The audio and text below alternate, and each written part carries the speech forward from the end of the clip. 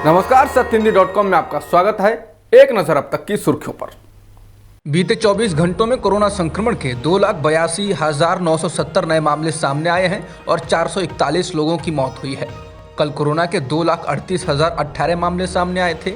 आज कोरोना के मामलों में 18% का उछाल आया है, जबकि बीते 2 दिन से संक्रमण के मामलों में गिरावट आ रही थी। उधर ओमिक्रॉन के मामलों का आंकड़ा बढ़कर 8,961 हो गया है। जिन 5 राज्यों में संक्रमण के सबसे ज्यादा मामले सामने आए हैं, उनमें कर्नाटक पहले नंबर पर है।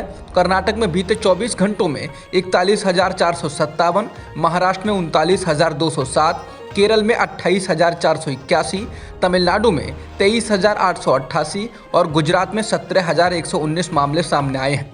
देश भर के कोरोना के मामलों में से 53% मामले इन्हीं 5 राज्यों में से आए हैं। बजरंग दल ने मध्य प्रदेश के उज्जैन में एक विवाहित हिंदू युवती और मुस्लिम युवक को जबरदस्ती ट्रेन से उतार दिया। ये दोनों लोग इंदौर के रहने वाले हैं और इनके परिवार भी एक दूसरे को जानते हैं, लेकिन इसके बावजूद रेलवे पुलिस ने उन्हें थाने में बैठा लिया और उनके माता पिता के आने के बाद ही उन्हें छोड़ा गया। उनके बयान भी दर्ज किए गए। रेलवे पुलिस का कहना है कि बजरंग दल के कार्यकर्ताओं के खिलाफ कोई मुकदमा दर्ज नहीं किया गया है, क्योंकि इस मामले में शिकायत नहीं दी गई। ये घटना 14 जनवरी की है। बजरंग दल के कार्यकर्ताओं ने आरोप लगाया कि मुस्लिम युवक लव जिहाद कर रहा था।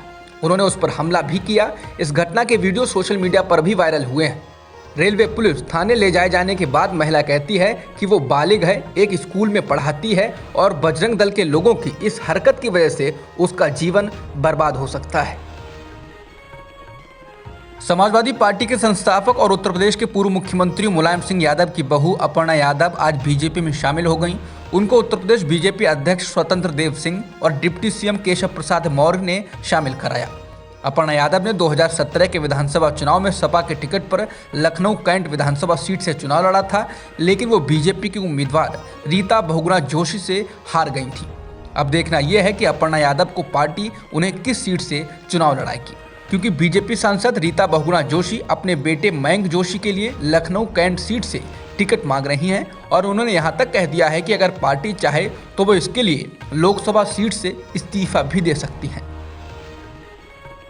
उत्तर प्रदेश बीजेपी में टिकटों को लेकर सिर फुटबॉल अब सार्वजनिक हो गई है। इसी के साथ उसका संकट बढ़ गया है। पार्टी की कोर कमेटी दिल्ली में बैठक कर रही है और इसी दौरान बयानबाजी भी शुरू हो गई है।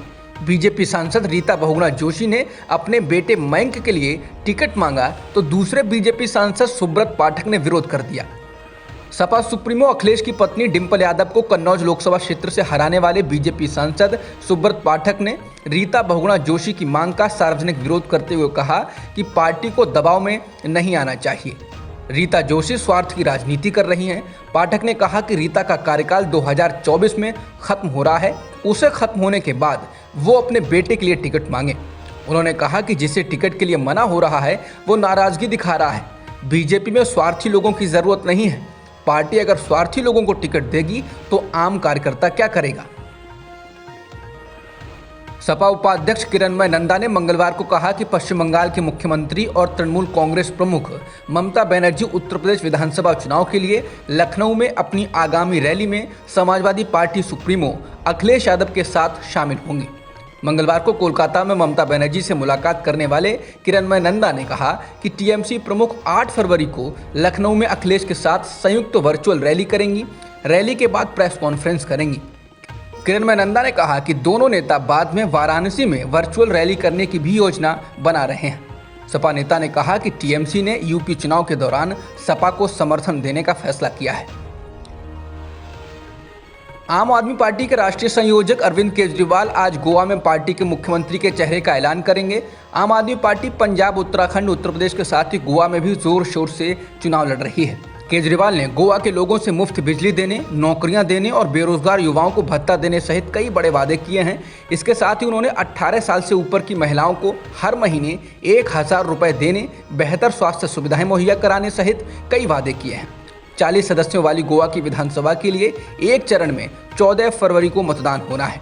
बता दें कि केजरीवाल ने मंगलवार को पंजाब में भगवंत मान को मुख्यमंत्री के चेहरे के रूप में घोषित किया। तमिलनाडु के मुख्यमंत्री एम.के. स्टालिन ने दिल्ली में गणतंत्र दिवस परेड पर राज्य की झांकी को शामिल नहीं किए जाने पर नाराजगी जताई है। उन्होंने कहा कि अब इस झांकी को राज्य स्तरीय गणतंत्र दिवस परेड में शामिल किया जाएगा और पूरे राज्य में घुमाया जाएगा। इस बार गणतंत्र दिवस परेड के लिए शामिल की जाने वाली झांकियों पर पूरी राजनीति हो गई। अधिकांश गैर बीजेपी शासित राज्यों की झांकियों को शामिल नहीं किया गया। मुद्दा विवादित हुआ तो रक्षा मंत्री राजनाथ सिंह ने तमाम राज्यों को पत्र लिखकर सफाई भी पेश की और गैर बीजेपी शासित राज्यों से झांकी के प्रति पूर्वाग्रह या अपमान के आरोपों को खारिज कर दिया। बंगाल की सीएम ममता बनर्जी ने भी राष्ट्रीय राजधानी में राजपथ पर परेड में राज्य की झांकी को शामिल नहीं करने पर भी अपना विरोध दर्ज कराया है। जी तमिल चैनल पर बच्चों के एक सटायर शो में पीएम मोदी द्वारा लागू की गई नीतियों और सुधारों के बारे में कुछ आलोचनात्मक टिप्पणियों के लिए चैनल की मुश्किलें बढ़ने लगी हैं। पहले तमिलनाडु बीजेपी ने इसको लेकर शिकायत दर्ज कराई तो अब सूचना और प्रसारण मंत्रालय ने भी जी एंटरटेनमेंट एंटरप्राइजेज को एक नोटिस जारी कर शिकायत को लेकर जवाब मांग लिया है। Tamil reality show junior superstars season 4 के खिलाफ शिकायत में कहा गया है कि कार्यक्रम में प्रधानमंत्री के खिलाफ अप्रिय टिप्पणियां की गईं।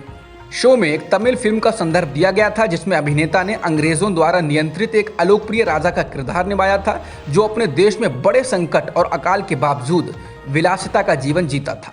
टीवी शो पर बच्चों ने एक राजा और उसकी नीतियों का भी उल्लेख किया जिसमें मोदी सरकार द्वारा लागू की गई कुछ नीतियां जैसे नोटबंदी और विनिवेश यानी डिसइन्वेस्टमेंट शामिल थी। भारत से भागे कारोबारी विजय माल्या लंदन में भी कर्ज के भारी बोझ से दबा हुआ है। इसी क्रम में अब माल्या यूके हाई कोर्ट में एक केस हार गया है। इसके बाद कोर्ट ने कहा कि लंदन का उनका घर अब बैंक जब्त कर सकता है। ब्रिटिश अदालत ने स्विस बैंक यूबीएस के साथ लंबे समय से जारी कानूनी विवाद में माल्या की अर्जी को खारिज कर दिया। दरअसल इस घर को खाली करने का आदेश जारी हुआ था जिस पर रोक लगाने के लिए माल्या ने मांग की थी। फैसला सुनाते हुए जज ने कहा कि बैंक का लिया 2.04 करोड़ ब्रितानी पाउंड का कर्ज चुकाने के लिए माल्या परिवार को और वक्त देने की कोई ठोस वजह नहीं है। दूसरे पक्ष की दलील उचित है। उन्हें और समय देने से कोई लाभ होगा ऐसा नहीं लगता है। अब तक की खबरों में इतना ही। बाकी खबरों के लिए बने रहिए सत्यहिंदी.com के साथ। सत्य हिंदी का ऐप डाउनलोड करें गूगल प्ले स्टोर पर।